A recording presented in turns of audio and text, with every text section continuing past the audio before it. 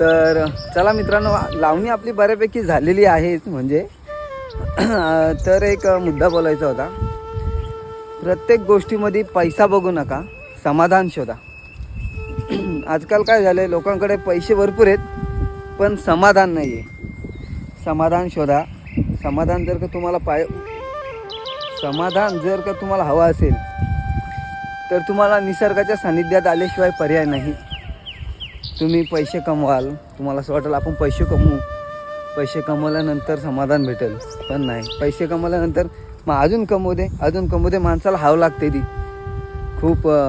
तर तो काय बोलण्यासारखा मुद्दा नाही असती, पण निसर्गाच्या सानिध्यात जे समाधान आहे ते मला नाही वाटत कुठं मिळेल दुसरं.